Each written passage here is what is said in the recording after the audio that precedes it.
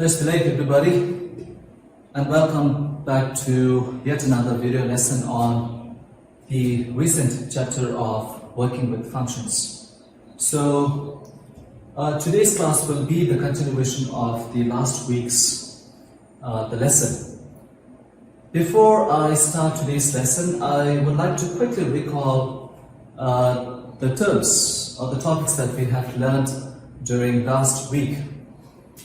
I remember explaining you the very definition of functions, and then there were quite a bit of associated terms like the function call, the function definition, and then when the values are passed from the arguments to the parameters, there are three types. The first one is they are passed via the positional arguments method or required arguments, and then the second one was the default values, and then finally we have the keyword and the named arguments, right?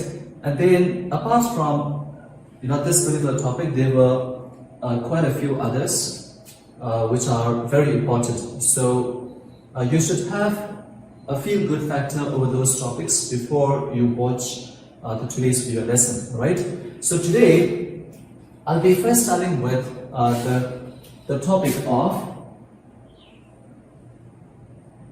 the variable scope. Okay, so let's try to understand what is the meaning of variable scope.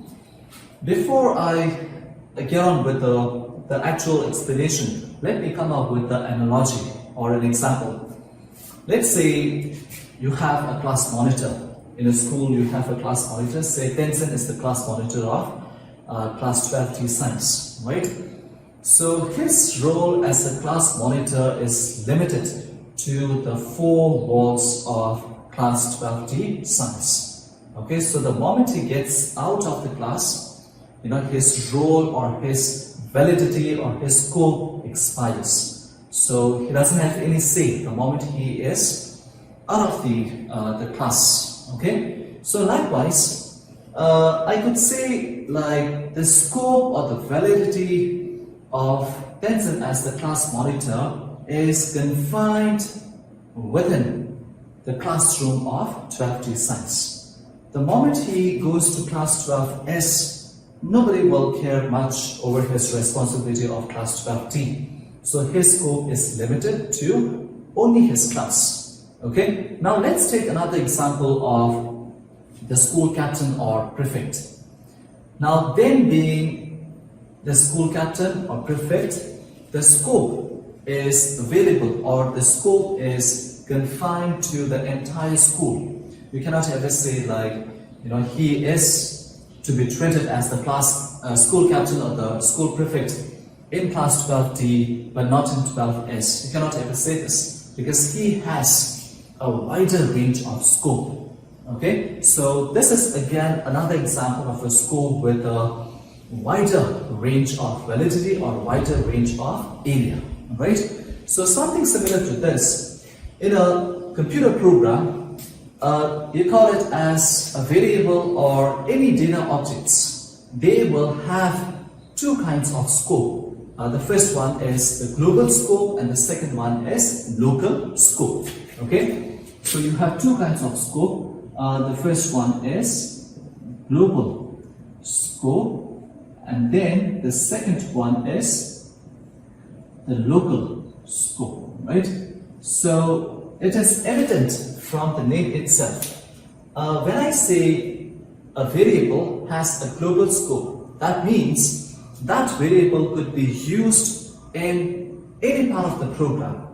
Okay, so as long as you write a program and if a variable in that program has a global scope or a global namespace, you could access or you could use that particular variable from anywhere within the program.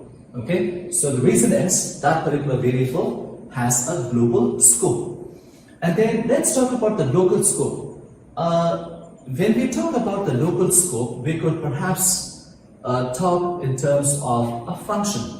a program can have several functions. In each of those functions, we can have the block of codes in the form of for loop or while loop or the if statement loop, right? So when you talk about those kinds of functions or blocks, let's say if a variable is defined inside a function and the function is defined inside a larger program, right? So if a variable is defined inside a function, the validity or the scope of that variable is limited only inside the function.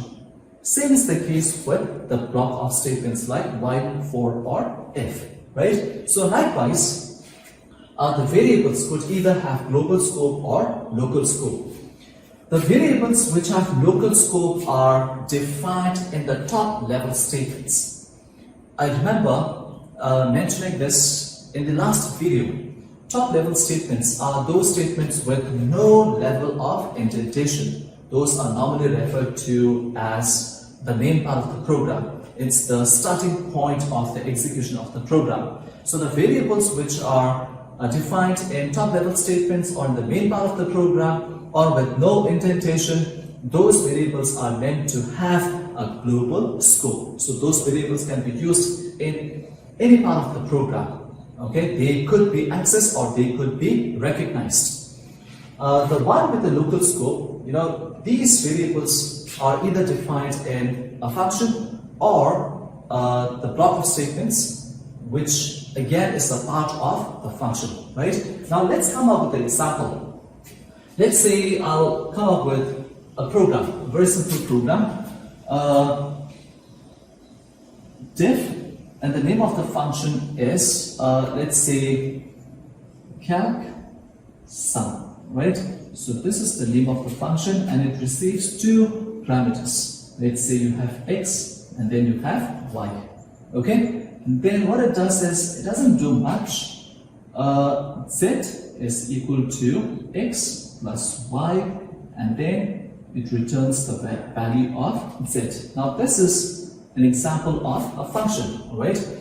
So now let's come up with the main part of the program. Let's say you have a and b to which I assign the values like 3 and 4 respectively. So 3 is assigned to a and 4 is assigned to b. You have learned this in class 11, right? So let's call the function. C is equal to calc sum, let's call the function, and then send two arguments.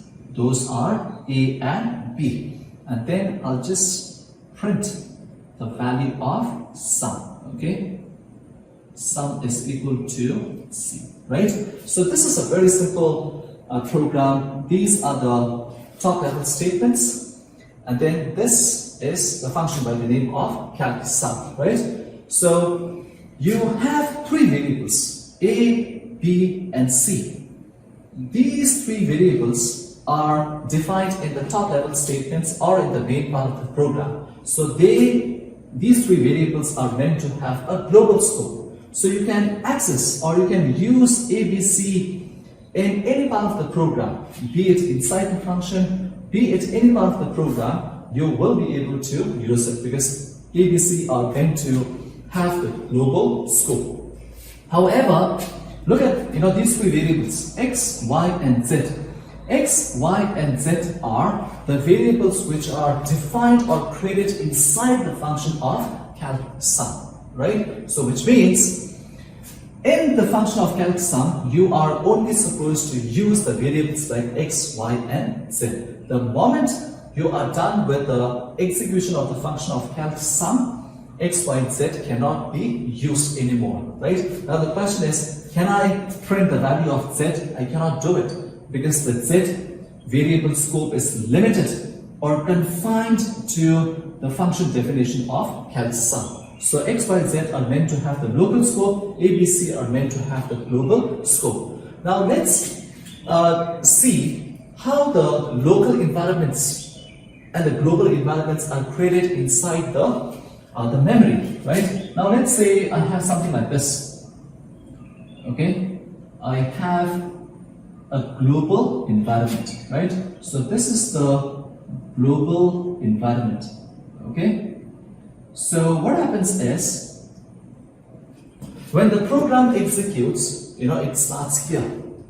When the program executes, a global environment is created in the memory. All right, and in the global environment, what happens is there are three variables which are created. Okay, you have A to start with. You will, when the first statement is executed, you have A, B. The moment there is a function called, the local environment is created. So initially you will have A is equal to 3, and then you have B is equal to 4, right? So the moment the first statement is executed, since this is a part of global namespace or global environment or a namespace will be created in the memory, in which you will have two global variables as A and B. And then what happens is the second statement. When the second statement is executed, there is a function called. When a function is called, remember, we have learned something about execution frame in the earlier video. So something similar to that, a local environment will be created. Okay, so it will look something like this. So this will be local environment. Okay, just keep it short. This is local environment in which you will have three variables. Okay, you have X, and then you have Y, and then you have Z, right?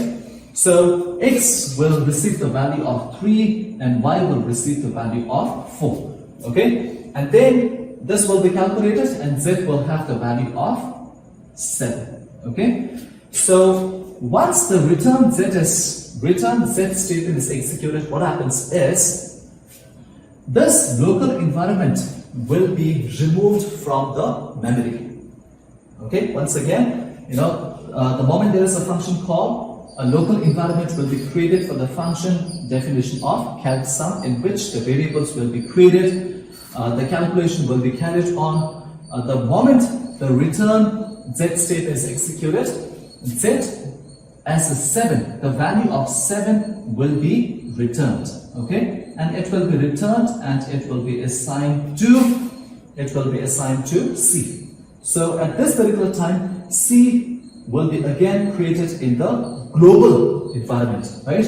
And at the same time, C will receive the returned value of 7 from the local environment. So the moment the Z value of 7 is returned from the function of calcsum, what happens is, the entire local environment, will be removed from the computer's memory, right? Like this, okay? And then finally, the value of C, which is 7, will be printed. So once the sum value of 7 is printed, you are done with the execution of the program, right? And then the global environment will be removed from the computer's memory, right? So it's pretty simple, right? So this is how the global environments and the local environments are created whenever you try to make a function call, and local and the global environments respectively will actually take care of the creation of global variables and local variables, right? Now let's try to understand the concept with an additional function, right?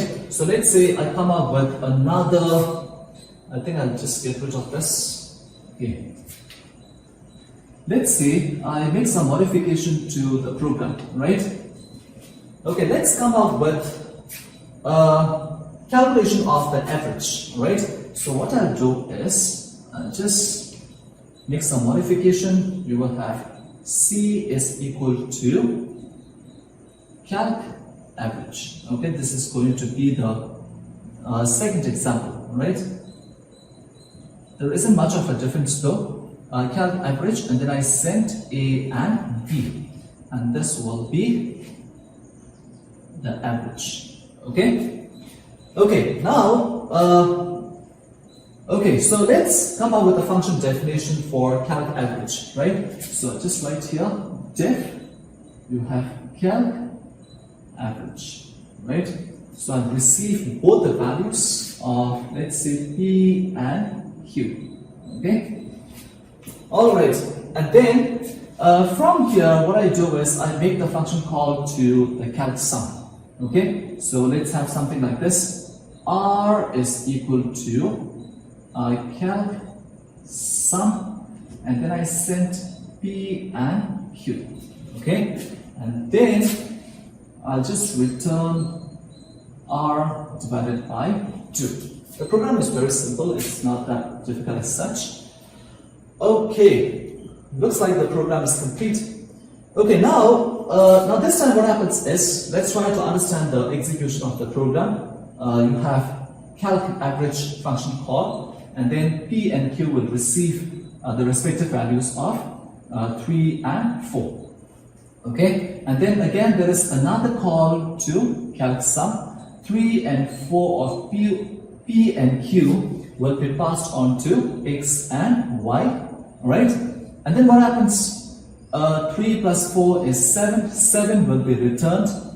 7 will be received by calc sum, and then it will be assigned to R. 7 divided by 2 is 3.5. 3.5 will be returned back to the original function call. Okay, so from here, this is called, the first statement will call this, the returned value will replace the function call of calc sum, and then finally R divided by 2 will be sent back to the calc average, right? So again, let's check out how the global and the local environment is created, right?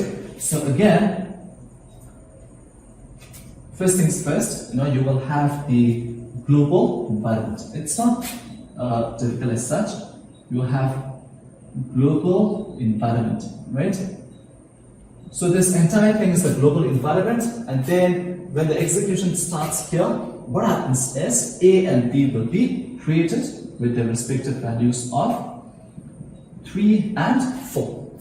Okay? And then the second statement, this is the function call, right? So the moment there is a function call, there will be a creation of a local environment. Alright? So the local environment will be something like this. Okay? So you will have one local environment for calc average, right? So you will have calc average local environment, right? So in this, what happens is you will have the two local variables created as P and Q. Okay, you have P and Q, and then again there is a function call here. The moment there is a function call, again another local environment will be created, right? So you will have another local environment created. So this time, this local environment is meant for the calc sum, right? So once the Python interpreter reaches this, what happens here is you have two variables as X and then you have Y, right? So the value of P and 3 are respectively, listed as 3 and 4, right? And then P and Q values are passed on to X and Y. You will have 3 and 4. So you are in this particular function, right? And then 3 and 4 will be added. Z will be created, right? And then the value of Z is 7 will be returned. Okay? So the value of Z, which is 7, will be returned to this function call. The moment the value is returned, what happens is the local environment for the calc sum is now removed from the computer's memory, right? So this has to happen, that's important, right? And then up here, this local environment is meant for this. The moment the value is returned, okay, 7 is returned, 7 is assigned to R. Assignment operator in Python is, in fact, it creates a new variable, right? So the moment you have a value here, the moment that particular value is assigned to R, that's when, please be mindful of the order. Okay, so the function is called and then it comes back. The moment the value is assigned to R, that's when the R is created. At the same time, the 7 as the value is assigned. Okay, and then return R divided by 2. 7 divided by 2 is 3.5. 3.5 will be returned. Okay, so the moment 3.5 is returned, okay, the moment 3.5 is returned, what happens is the local environment for calc average. This is calc average, right?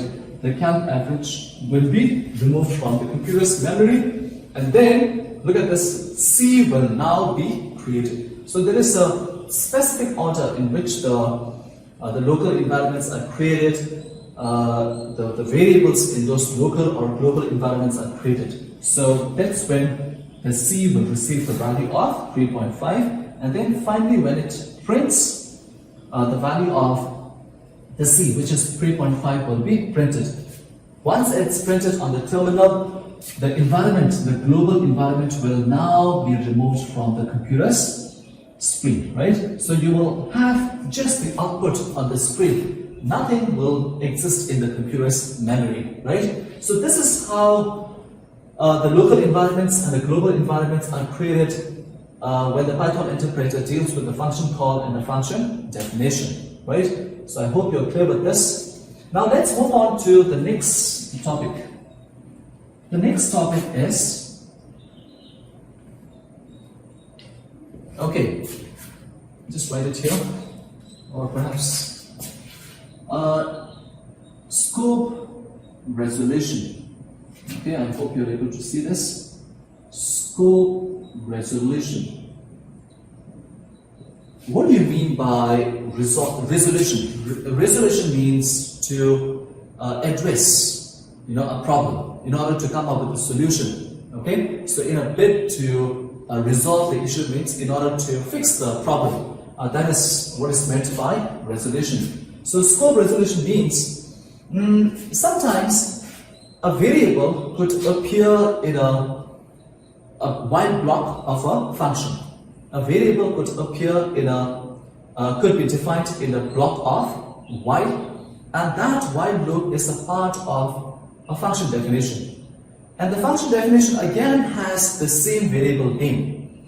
And then again, a variable with the same name is present in the global scope also, or in the main part of the program. Now let's say in the computer lab you have Tencent, and then just outside in the senior campus, again there is a student by the name of Tencent, and then little further again there is the Tencent. Now from the computer lab, if I call upon Tencent, the question is who should respond.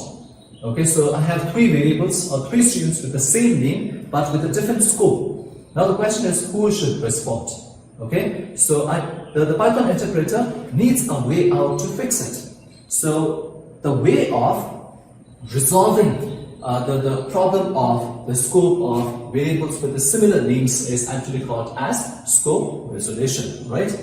So whenever you have such situation, let's say we'll take the example of this. Let's say I have Z, in this, okay, and then I have Z in calc sum also. Okay, this does make sense. Let's say I have another variable with the same name, right?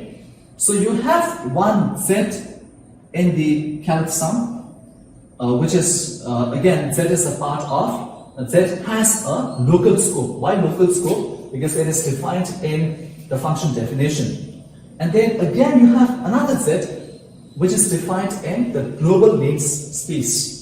It has a global scope. So when you say when you deal with this Z, the question is, will this Z be used or will this Z be used? So this Z has a local scope, this Z has a global scope. If you want to access Z from inside this function, I need to resolve the issue. There is a room for confusion, right? So in order to solve or in order to resolve such issue, you have the rule, which is like LEGB, all right? So this L stands for local, and then you have E as enclosing, all right? And then you have G stands for global, and then finally B stands for built-in. Okay, built-in. So this is a rule, LEGP, it's a rule which is used to resolve the issue of the scope, right? So in short, what happens is, if a variable, let's say the name of the variable is x, okay? The variable name is x. This x is defined inside a function, all right? And then the same x is defined in the main part of the program. So the LEGP rule says, whenever you access that particular variable in the block or in the function, right? So that particular variable which is defined in the local means the innermost local scope, okay, that should respond, okay, that should respond. If you do not have the variable in the local, then the Python interpreter will look in the next immediate enclosing environment. Now let's say, this is a while block. I'm just coming up with an example, right? Okay, so this while block is a part of the function. Okay, you can have while block as a part of a function, right? So this while block is a part of the function of f1, right?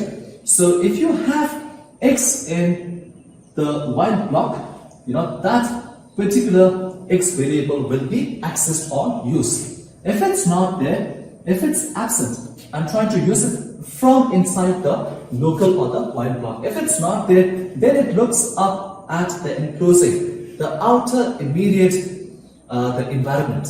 Okay, so as of now, let's say f1 is the enclosing. Enclosing means the one which encloses. Okay, enclosed means the one which is enclosed, the one which is a part of the function, right? So enclosing means the outer.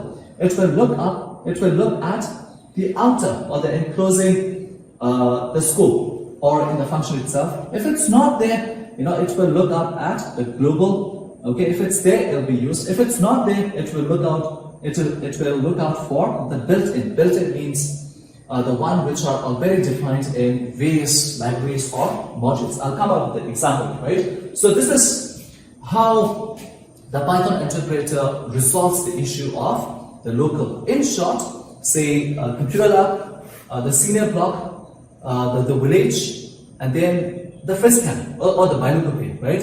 So if you have Tencent inside computer lab, again another Tencent in senior block, another Tencent in the village, okay, and then another Tencent in biology. If I call upon Tencent, the one in the computer lab should respond.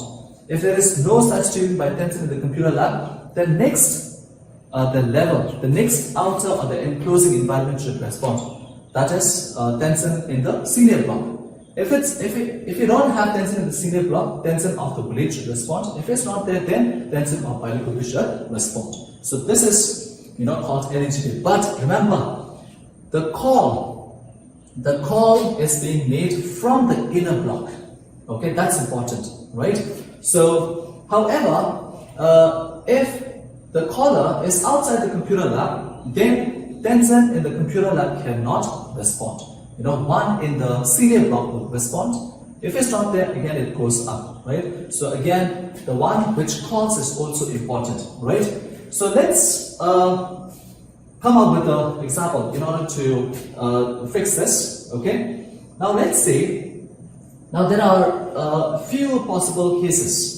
The first one is, if the first case is if the variable is in global, okay? If it's in if the variable is in global, okay, but not in local, right?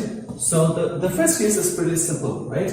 Now let's say I can use this. Let's say I want to print the value of b and this, okay? So somewhere here, if I just continue, if I print the value of b, okay? So this particular variable b is in the global scope, it's in the main part of the program, but it's not there in the local scope. It's not, B is not a part of the function. Okay, so in this particular situation, understandably, when you try to use, when you try to print the value of B, the global variable of B will be printed. Okay, so like I said, LGB, if it's not in the local, it looks for the global. Okay, so this is the first case. Now let's see, the second case could be if it's not in local, if it's not in global. Okay, then what happens is, understandably, the Python interpreter will return an error. Okay, so this will be like neither. Okay, I got the spelling wrong. Okay, neither in global nor in local. Okay, that's pretty simple, right? So what happens is it keeps looking for local first, and then enclosing first, and then global, and then built-in. If it's not found in any of these environments, Python will report an error, variable not defined, right? The third case could be like if the variable is in global, okay, as well as in local. Okay, so what happens, in this particular case? Now let's come up with an example. Say you have div. This is the name of the function, right? And then I have a variable called tiger is equal to 15 as per the textbook example, and then I print the value of tiger, right? So this tiger is a variable which is defined in the state1 function. Now let's go to the main part of the program. Let's say I have tiger with a value of 10, and I make the call, okay? And I make the call, say the name of the function is state1, okay? I call the function, and then I print the value of tiger again, okay? So what happens here is you have two variables by the name of tiger, one which is a part of the main program, and then one which is in the function, right? So now here you have a case to resolve the issue, okay? So when I print the value of tiger, you will get 15. The reason is, what happens here is, in the function of state1, we have learned this. Assignment operator will always create a new variable.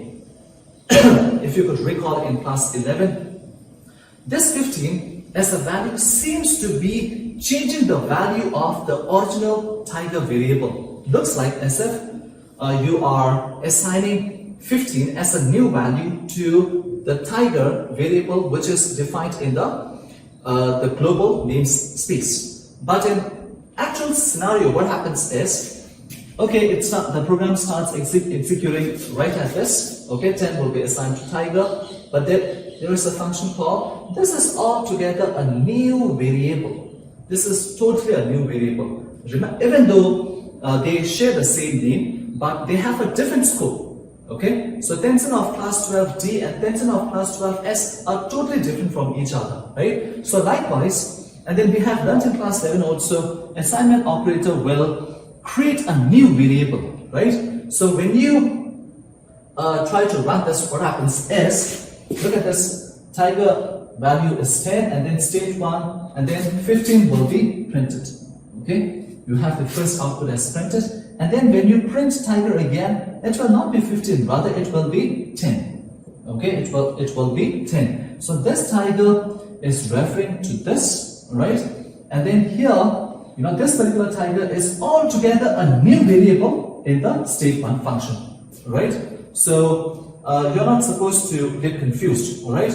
So the third case is if a variable with the same name called tiger is in the main part of the program as well as in the function definition of state1, these are totally two different variables. Okay, so as long as you are inside the state1 function, the Python interpreter will refer to tiger to this particular variable, but the moment the Python interpreter is outside the function, any reference to tiger means the global tiger, not the local tiger, right? So in a nutshell, it looks like as if the 15, it seems to be the new value of the global tiger, but it's not the case. In fact, this tiger is altogether a new variable inside the state1 function, right?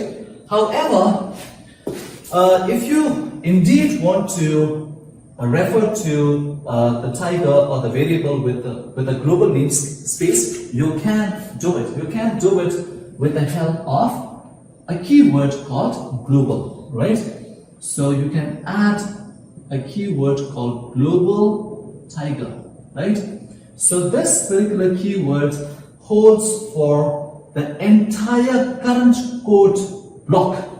Okay, so the moment you write global tiger, this is a keyword which holds for the entire the current code block. The current code block means the one which you are executing right here, right now. So the current code block is the function of the state1. Okay, so this particular keyword global followed by the variable of tiger is referring to the one which is defined in the main part of the program. Okay, so the global tiger means any reference to this tiger means you are referring to the tiger which is a part of global namespace or the main part of the program. Now here on, if you try to change or try to use it, say 15, all right, and then try to print it, okay, you will get 15 here, but the important thing is, when this statement is run, you will not have 10, rather you will have 15, right? So with the help of this particular keyword, no new tiger variable will be created, but rather the listed identifier or the listed variable name after the global allows us to refer to the tiger variable which is created in the global namespace, right? So you have 3 cases with the slight changes, but you are often advised to discourage. You're often advised to discourage the use of global. If not for global, we are pretty much clear. One with the local scope, the one which is defined in the function will have the local scope. The one which is defined in the main part of the program will have a global scope. So already we have a clear demarcation or clear boundaries between the two. Okay, but if you use the global, you do have a certain kind of flexibility. Okay, but there is every chance that you may lose control over the scope of the variable. Okay, you may get confused, right? So it's just that you need to know this. Okay, otherwise, if you do not use this, you should be all very comfortable, with the local and the global namespace or the global name environment, right? So these are some of the cases with regard to the scope resolution rules of LEGP. And then another important thing is the formal. Now these are A and B are the actual parameters, you know it. X, Y, Z, P, Q, R, they all are formal parameters. So in the exam, just in case if you are asked this question like the formal parameters, do they have local scope or global scope? Okay, your answer should be local scope. Parameters appear in the function definition. Remember, arguments appear in the main part of the program, right? So this is one key thing which you need to be mindful of. Actual parameters have a global scope and formal parameters, they have a local scope. And then the function, I've not come up with an example just as yet, but at times you can have a function with a inner block. Okay, you can have a while block as a part of calcsum function. Okay, so inside the while block, again I can have some more variables like n1, n2, n3, right? So the local scope, say x, y, z, have local scope. They all are defined in the function definition. Local scope can have enclosing local scope. Enclosing local scope means you can have a block which is a part of the function. Okay, so at times, you can have a local scope, but inside this you can have, the enclosing local scope. Okay, so this could, just go on and on. So N1, N2, N3 has a scope which is limited only inside this. You cannot use N1, N2, N3 outside the block, but inside the function. You cannot do it. However, X, Y, Z can be used inside the function and inside the block itself. Okay, just like global has scope, which is available, which is usable, or which is recognizable not just in function but also in the enclosing loops, right? So these are some of the important things which you need to take note of. Okay, so this is the first part of the video, and then I'll continue with the next.